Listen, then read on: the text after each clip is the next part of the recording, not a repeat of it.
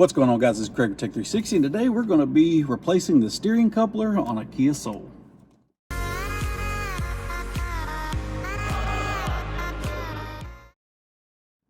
Alright guys, first and foremost, thank you for clicking on this video. Make sure you like and subscribe, and let's get into it. So, the reason we're going to do this is probably the same reason why you came to this video. Okay, one, to learn how to replace it, and wonder what may be causing this issue to replace this. Now, Kia Soul did have, or Kia Soul and Hyundai did have a recall on these. Now this is pretty much the same process on both Kia Souls and Hyundais because they're pretty much built the same. So I'm going to show you the issue that we're having and why we're replacing it. All right, so let's put key in, turn the key on, let's start it.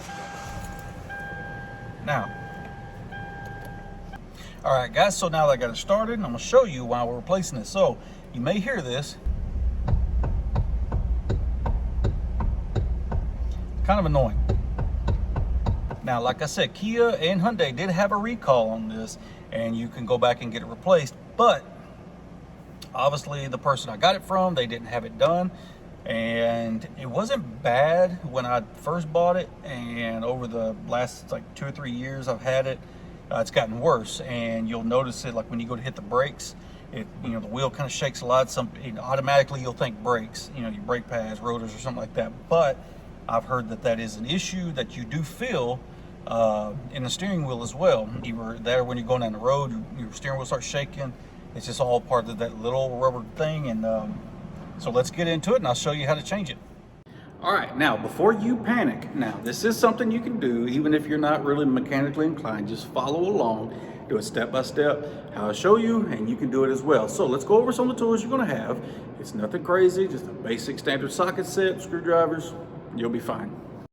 All right, so I have to show you here, just a basic socket set. Got some deep sockets, some shallows, just a basic screwdriver, Phillips flat, some Allen heads, which I think we may end up needing Torx. I can't remember. I'll have to, when we get to it, I'll show you.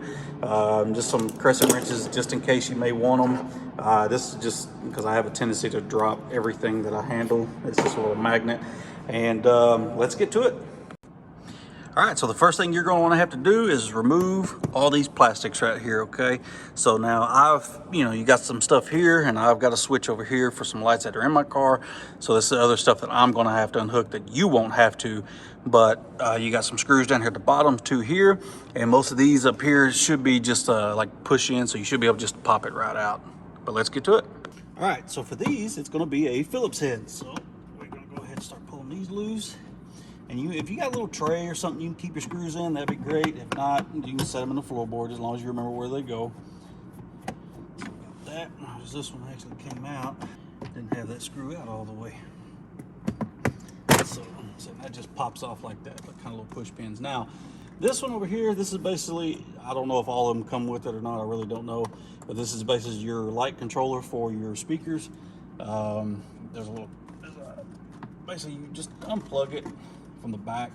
It'll make your life a lot easier, and just kind of get it out of the way if you can. You can also remove, this is your what they call it, OBD thing or whatever. I would remove it as well, just so you don't pull any of this stuff loose by accident. And there's 2 little squeeze clips. Squeeze them in, and as you're squeezing, have your finger in the back pushing out, and it'll pop pretty much out of place, just like that. Now, so next thing you have to do is you need to remove the plastics under here, okay?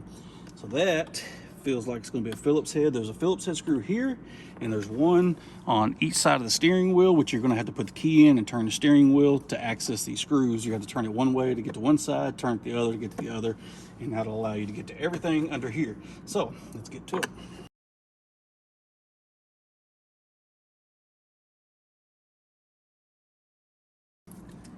Put the key in, and then let me show you. So like I said, there's a screw here on the side, but to get to it, you're gonna have to turn the steering wheel, and there it is. And you have to do the same thing. You have to take it and turn the steering wheel back to get to the one on the other side.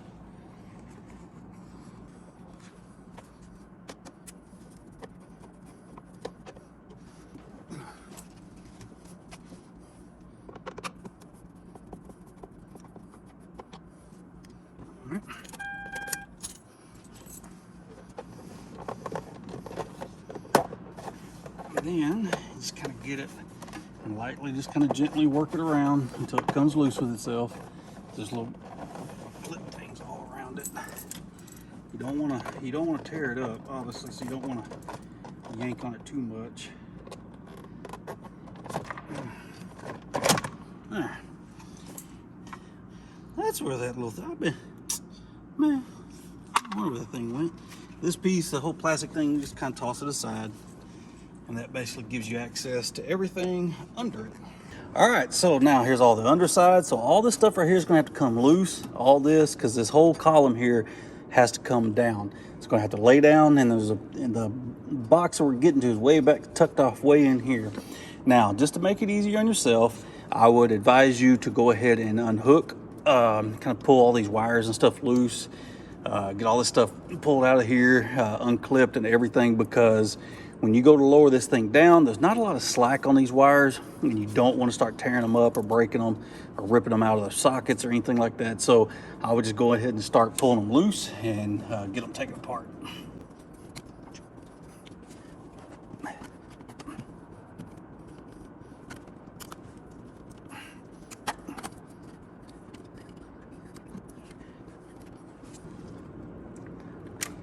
Now, when it comes to this one, when I see yellow on a car like this, I automatically think airbag, okay?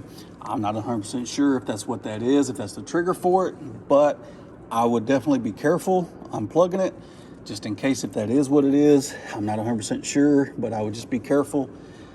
Make sure you don't have any static electricity in you, so you don't blow the thing. You definitely don't want to do that.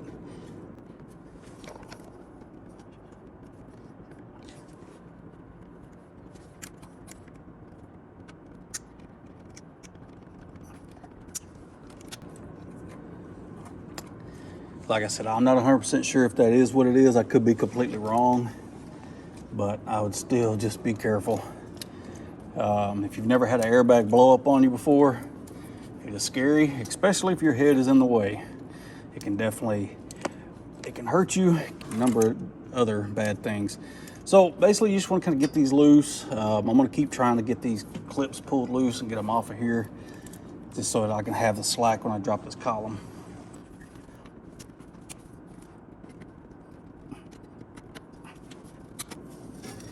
Now that most of that's out of the way, so we're going to go ahead now that most of my harnesses are unplugged. We're going to go ahead and start taking these loose, and they look like they're 10 millimeters. So let's go over to the sockets and grab one. And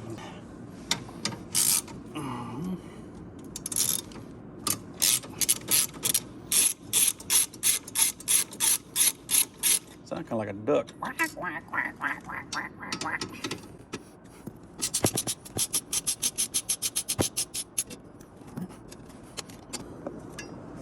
If I move too fast for you, like I said, feel free to pause it and you can catch up. Ain't no big deal.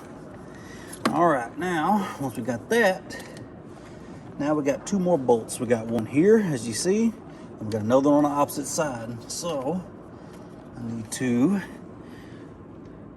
that looks like it might be a 12. Let me go see. And it is. So that one's gonna be a 12 millimeter.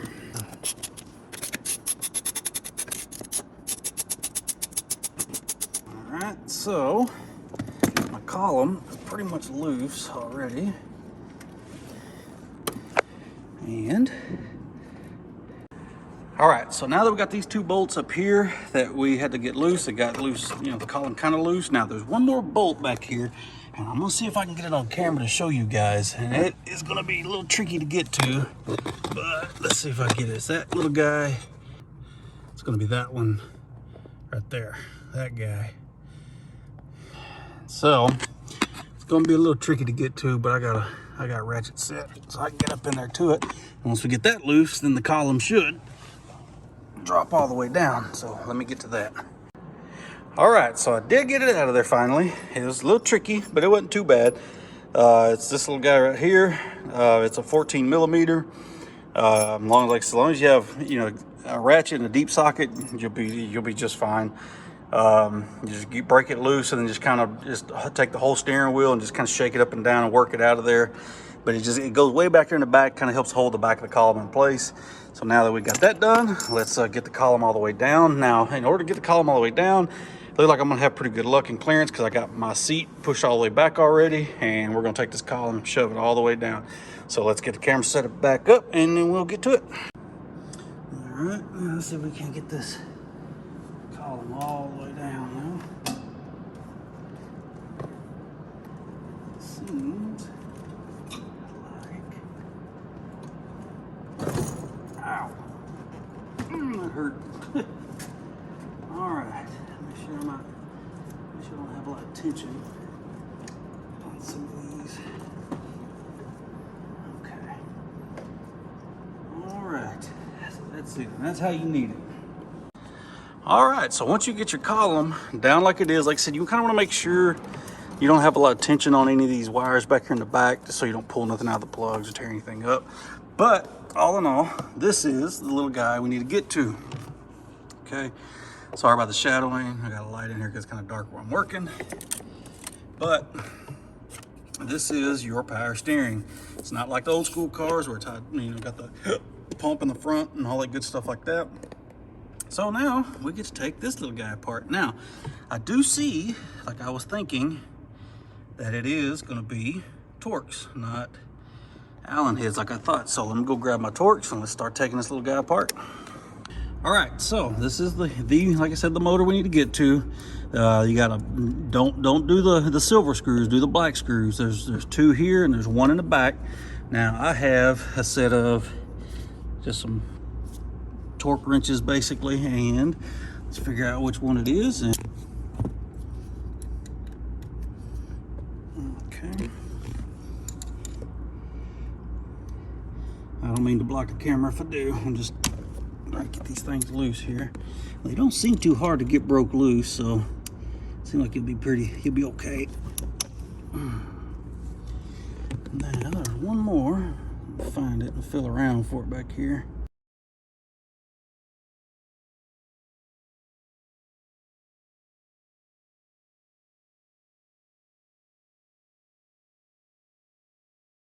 And you want to make sure that you do use the right one. Like this one's a T30. You don't want to use the wrong stuff, because if you strip those out, you're going to have a good time getting them out. Now there are ways to get them out, but it's not going to be that easy and it's not going to make your job any easier. It's just going to make it a lot worse and take longer. So I'm going to take these and work these out by finger. And this one right here, I can back out with this. This one, I may be able to do the same. That one. All right, now that screws out. Let's see.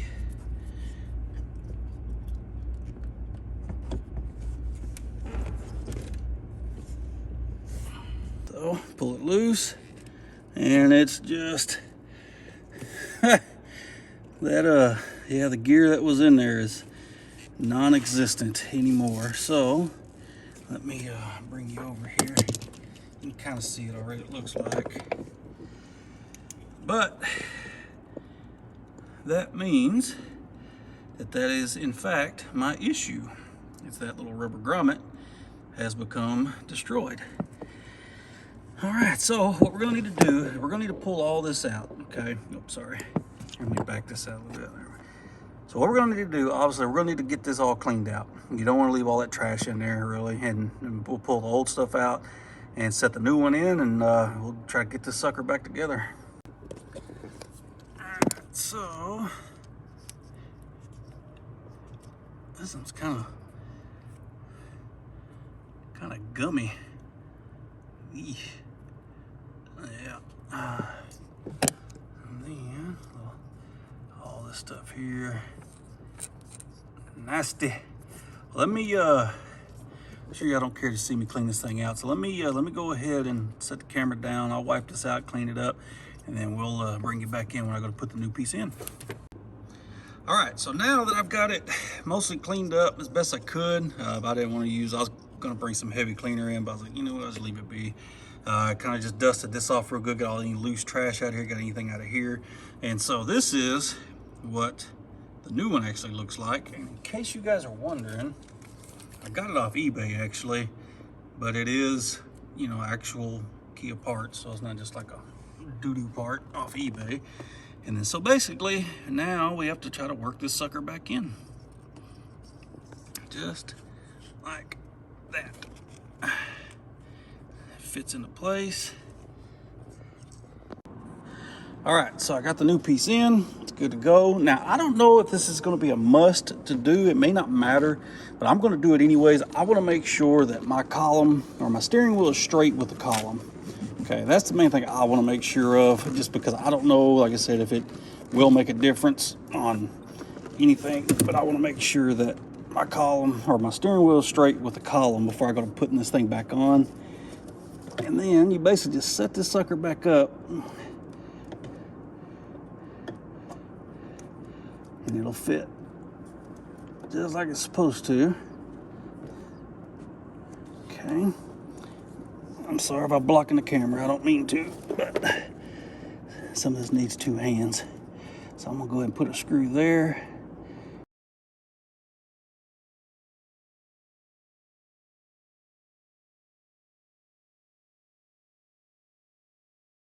So now you want to leave it a little loose. You don't want to tighten. You don't want to put one in and tighten it down and then try to get the others, because you're going to have a hard time lining up the screws. So get all your screws lined up and started first. Then you can start snugging them down.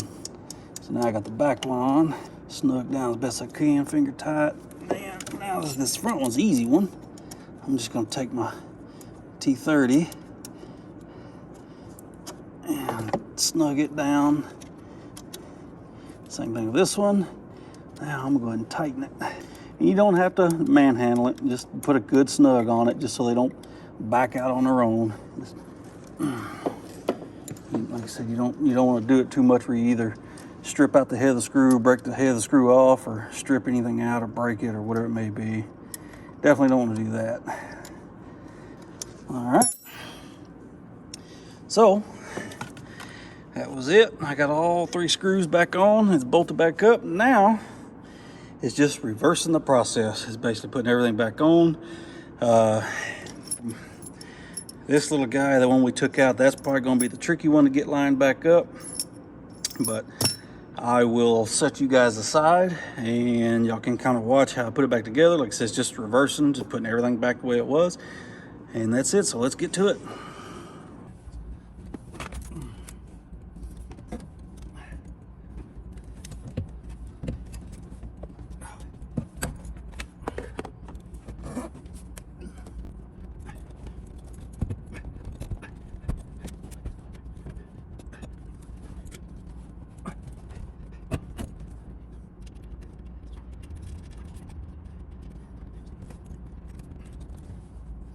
All right, to save you guys a little time, a little headache I just had, when you go to put the steering wheel back, the back has to go, in the back of the steering wheel has to go into a slot first. Okay, back there where that, this bolt right here goes through on top, there's like a little nub and it has to fit into a hole.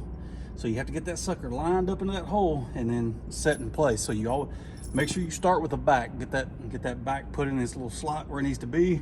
Then you can raise up and put these in and then start trying to work this in.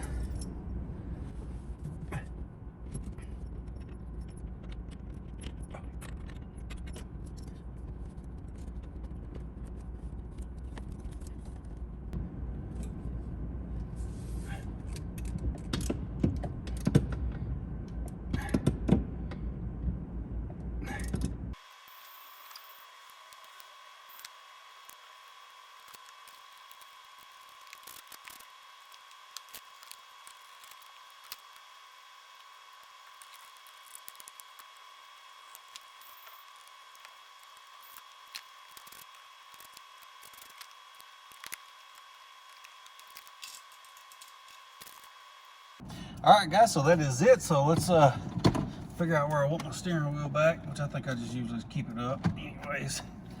And then start her up, see what happens. Oh, look out now. Look out now. Ain't no noise now, so look like it worked out. Cool. All right, guys, so that is how you change the flexible coupling on a Kia Soul. Now, like I said, this also applies to Hyundais, several other Kias as well, from what I understand. I'm not 100% sure, but I do know it's like Kias and Hyundais, but I don't know exactly which models, but I'm sure it's not very hard to find out. But that is it. That's how you do it. Now, it probably took me in total probably about an hour to do, and that's also because I'm moving the camera around and such like that. So it probably took about 45 minutes if I was to start and finish. Now, the only issue, like I said, the hardest part, honestly, the whole ordeal was getting that back bolt in. But even then, that wasn't that bad. You basically, like I said, you want to make sure you start with the back of your column first. There's like a little nub back there in the back, and it sits in a groove. So you want to make sure you get that nub in that groove. And as you pick up on the front of the column, it seats that little nub in the back. And then once you get that in, then you can start your bolts on the front, and then you can work on the back on getting that bolt ran through. And then basically it's just all it is starting the bolt, pushing it through, wiggling the column a little bit until it goes all the way through, and then just tighten it down. Now make sure you don't cross thread it. You don't want to do that, because I'm sure if you cross thread it, it doesn't tighten up, your column's still going to be kind of wobbly, and you don't want that. So, but that is it, guys. Like I said, it's fairly easy. It's honestly the first time I've ever done one. I have heard of that issue before, but I wasn't sure on what car it was. Well, I found out Kia's. So that was it. And as you saw, the steering is nice and tight. There's no noise. And that's it, guys, man. I hope this video helps you out. If you have any questions or comments, comment below. Don't argue, don't fight. Until next time, guys.